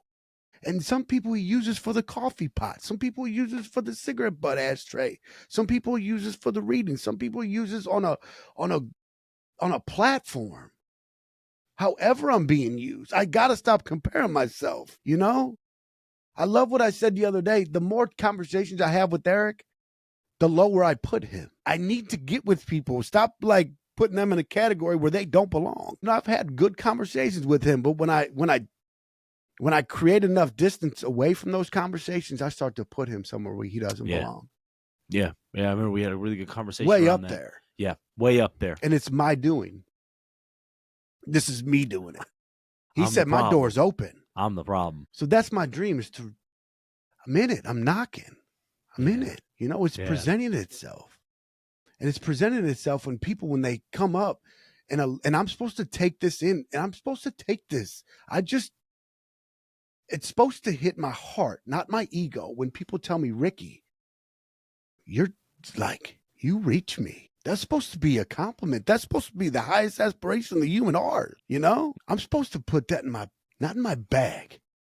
I'm supposed to put that in my heart. Stop going to the bag. The longest journey you'll have in this process is from your head to your heart. 100%. That's the longest. That's the longest. That is the longest. That's the longest. Ego's in the head. Authenticity's in the heart, right? Yeah. Because that's my ego lives in my head. Love is. That's where my love is. That's where my love is, yeah. When you come from the heart, what do you reach? You reach it. Dude, I can't afford to lie. I can't afford to manipulate anybody. All I can do is share my experience. So these people that we do this for, we put smiles on their faces. We get them free just a little bit. And that's what it's about. You know how free we can be? Like free from self, free from my thoughts, free from me leaving against my own advice, leaving against myself. Freedom. Freedom from self. Do I got to read this again? When I can be content with or without the approval of others, the money, because I got some financial fears going on. I'm getting ready to get out on my own. I'm scared to death. And I buy shoes and I buy clothes to make up for it. Check this out. The more I buy, the more in debt I become.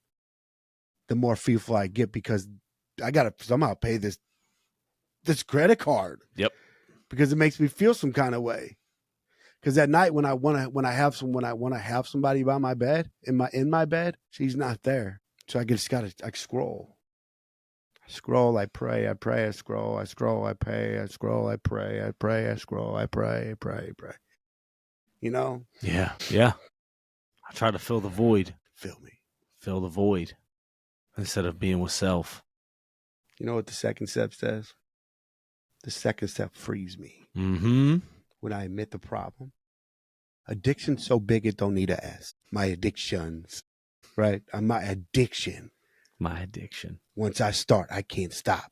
When I'm zoned in, all bets are off.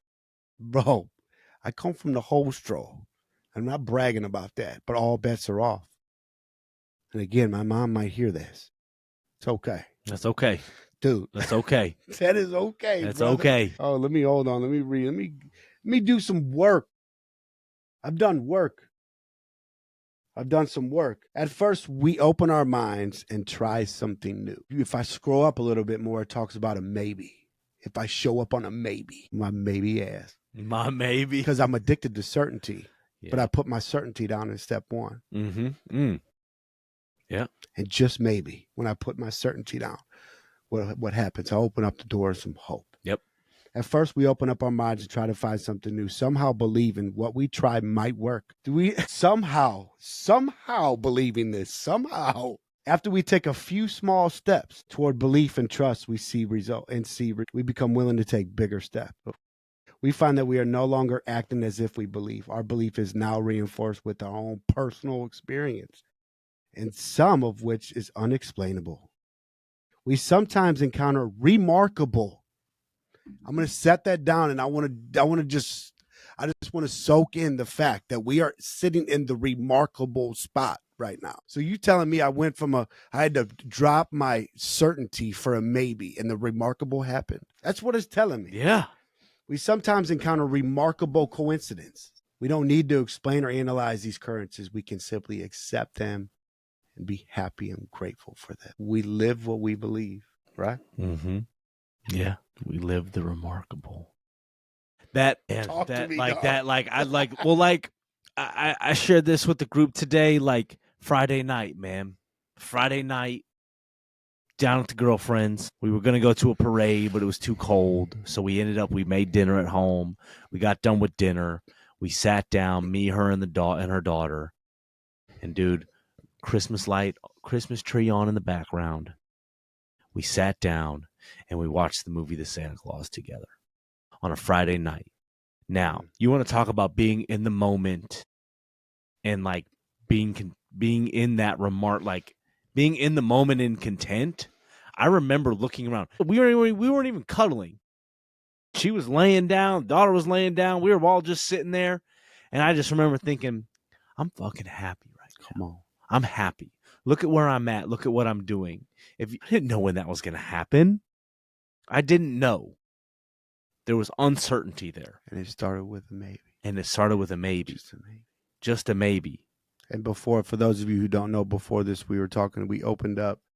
When I got here, we talked about a text message. Yeah. And now, now, to the text message. And now we're getting to the text message. So now, the girlfriend, the partner, she buys her daughter a phone for Christmas. And guess who's texting me? Her daughter. Right? We're texting. She's texting me. What are you doing? I'm at work. What are you doing? Talking to you. We texted last night about chicken nuggets and sauces. Like, I love that. Like, I think it's so cool. The remarkable. Like, I think that it's so cool that, like, you know, you want to talk about, like, being validated and, like, being wanted and feeling good enough. Like, put yourself in a situation and go date somebody that has a kid, right? I'm not their dad. They don't have to like me. They don't have to want anything to do with me. But yeah, I gave her my number, not expecting anything of it. Here's my number. She's texted me the last 2 days. What are you doing? What'd you do today? No, I don't like sauce. I don't like sauce on my chicken nuggets. I said, kid, one day you will. And she said, maybe. You're sick. I'm crying, dude. Like, it's like the remarkable. Like the remarkable. There was uncertainty there. I tried the maybe. I tried the maybe because I had to try a new way. Because I was sick of the old way. The old way wasn't working. I wasn't sure if the new way was going to work either. But I had never tried it before. I tried the old way over and over and over and over and over and over until it drove me into the ground. I was so sick of being sick. Have you ever experienced what we read before, the 11th step, where I can be content with or without? Have you had moments? Yeah. And it started with a baby. Started with a maybe. The remarkable happened. Dude, I'm sitting in the living room with the Christmas lights watching Santa Claus. The remarkable happened. The remarkable. I'm content right now. I'm content. Like, yeah, my life doesn't look how I want it to look today, right? We can be so wrapped up. So in myself. So, bro, the whole theme of this episode, right, is like I'm the problem, dude. If I'm we not the keep problem, coming back to that. I love it. Problem. There's no solution. There's no solution. There's none. There's no solution, man. Yes. So even after years clean, we talk about a second step. That means I've been around for a while. After years clean, when we have been working a program of recovery and seeking change, gets good. What? Check me out. We may at times experience periods when life seems meaningless. We may experience a sense of alienation too painful to ignore. At such times, we may find ourselves moving away from sanity, not toward it. We may begin to question our commitment to recovery. I've done that. We can become obsessed with self-destructive thought. Come on. She didn't like me. I'm feeling restless in life. We may feel an urge to fall back on what seems easier. Chaos. Oh my God. Masturbation. Porn, which is right next to my Just for Today Narcotics Anonymous meditation app. If I'm not careful, I'll tie them all in. You know, on the iPhone, you can set a whole block. Yeah, I can put all my meditations and I can hide a little porn app in there. Yeah. Mm-hmm. The familiar ways of our addiction. Familiar. So I know at this point, familiar to me. During these times, we need to renew our commitment to our recovery. When she tells me no, we can't have sex. I've heard that before. And I'm like, damn, am I not good enough? Am I not big enough? How was he before me? Ooh, because that's who you really want. Ooh, that's who you really want. That's why you told me no, because you're tired of me. And you want to go back to what's familiar. We can be dangerous to ourselves. Very. Dude, we're talking about the wormhole. Very dangerous. We're talking about not the drugs were the symptom. I'm going with the problem right now. During these times, we need to renew our commitment to recovery. We trust that we are undergoing a fundamental transformation. Even though we may not yet understand its full implication for our lives, as painful as it seems, we must change. That's a must. Must. We must. If we trust that there is growth despite the pain, we can walk through these difficulties more readily. During these times, relying on the second step provides us with hope and reminds us that we are not alone. I'm going to keep going because this is so good. If things don't feel right, we take time to think and seek suggestions from our sponsor. We trust that with the help from other recovering addicts and a power greater than ourselves, we can be restored to sanity in all areas of our lives. There is nothing like reaching out to somebody and letting them just listen to us. You took the guys and the girls outside just to get a good old scream. I told you about the scream I had in my car when my sponsor was like, no, that's not good enough. You really want to get louder than that. Put the phone down and get louder than that. You called me to ask me if you could scream. And now you want to put on this pussy ass scream. You know, the old scary movie scream. You're fucked up. The old Hollywood scream. Yeah. Okay, here we go. We draw upon what we have learned from going to meetings and follow directions. We accept that life on life's terms may not always be to our liking, or more importantly, to our understanding. I don't have to understand this shit.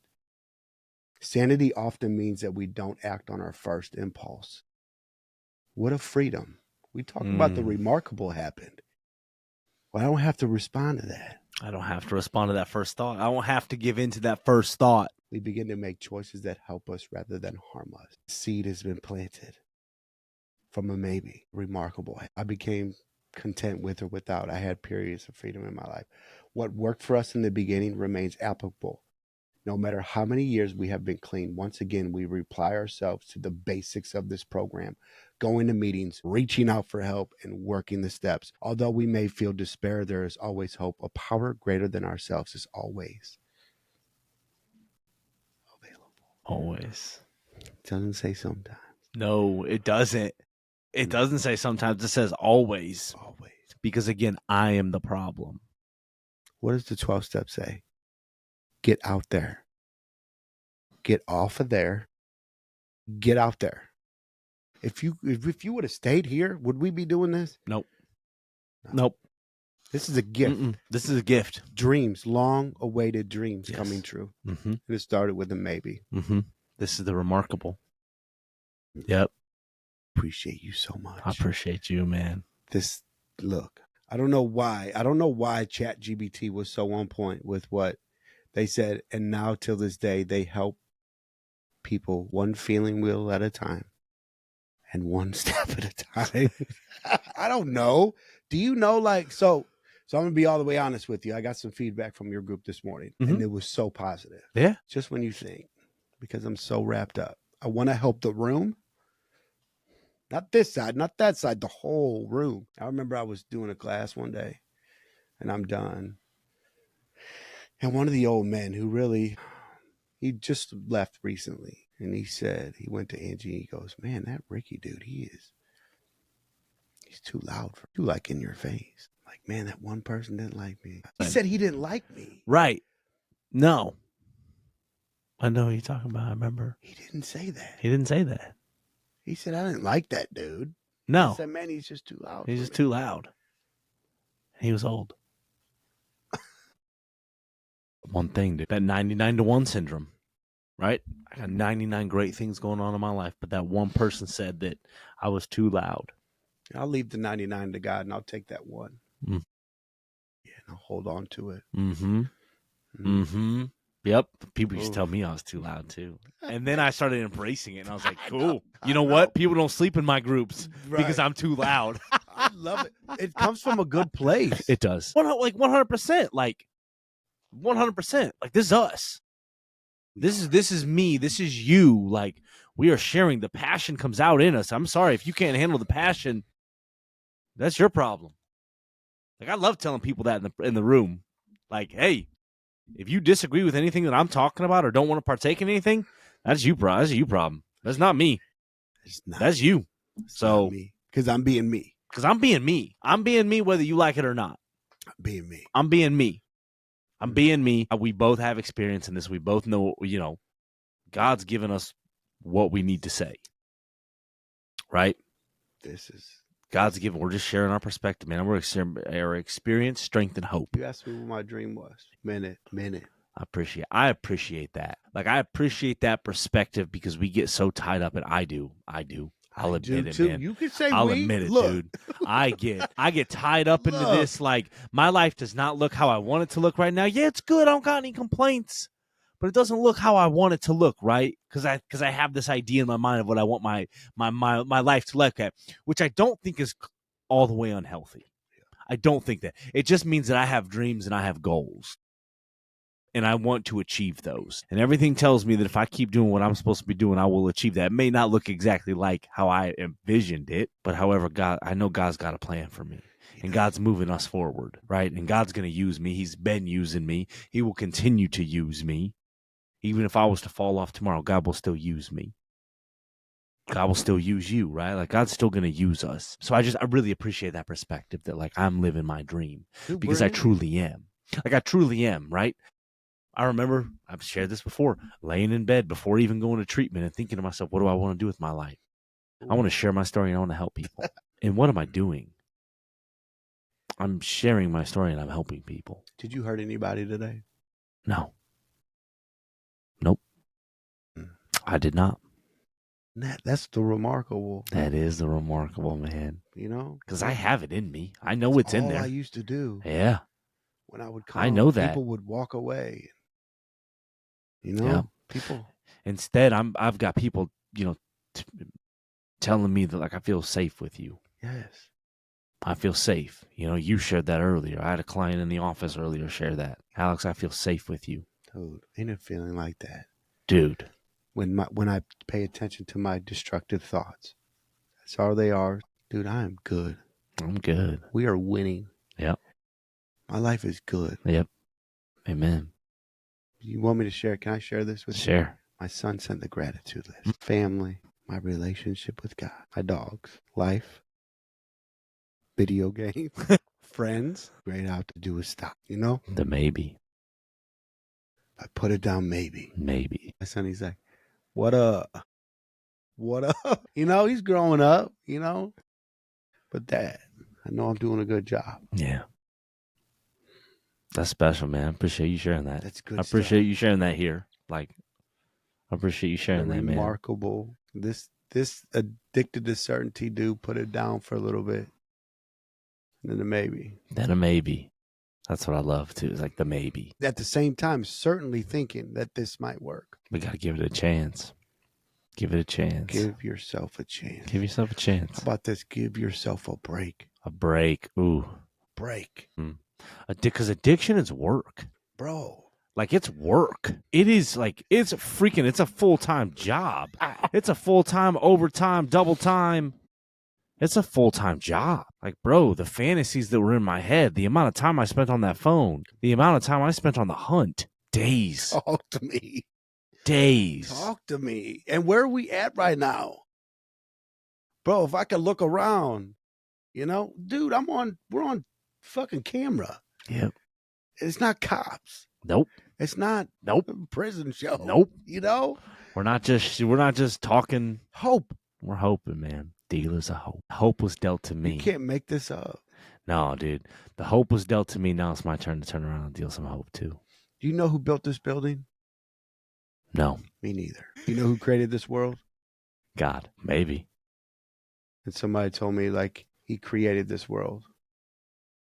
And he decided to put you in the world he created. A God-centered, as long as I'm not getting water in the bowl. God-centered. You know what? Like, I thought about this one time multiple times, right? Where I'm like, I'm trying to find that love for myself, right? Like, I sit in my prayers and I tell God, I love God, right? I love God. God, I love you. And I'm really grateful for what you've given me. Well, hold on, Alex. God made you. God is a part of you. And if you say that you love God, well, then you have to have some love for yourself. Because God had made me. There are no mistakes in God's world. And God is love. And God is love. So therefore, if I love God and I love what God has given me, Therefore, I love myself. We could end right there. We could end right there. That. Like seeing that in myself, right? I'm not just me. I'm something that God created. It's a love story. It's a love story, man. It's a love story. Yeah. You know why relationships don't work? Because one or two of them get off the altar. They go against the vows, the promises. Yeah. Man, this worked today. I think I'm going to try this again tomorrow. Dude, for real. I think I'm going to try this again I think tomorrow. I'll get with them tomorrow, too. Yeah. And before I go to sleep. Yep. I think I will. Man.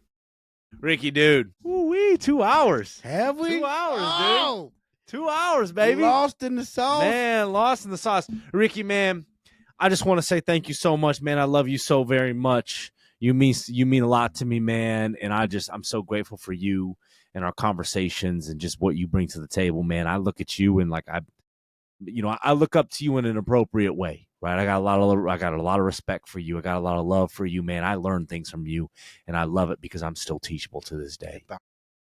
So, man, like I appreciate you, man, and I just appreciate you, man. The light that you bring to this world, brother, is a bright one. It's a bright one, man. It's very, very bright, and I'm grateful that I get to that some of that light gets to shine on me, man. So I thank you, dude. See the God in me. I get to see the God in you. Thank you for coming on, man. Thank God for giving us this opportunity, man, because we are living the dream right now, right? We are remarkable. We are the remarkable, baby. Dude. Leave it at that. Guys, thank you so much for tuning into this show. As always, keep coming back. It works if you work it, and you're worth it. We'll see you guys next time. Peace. Peace.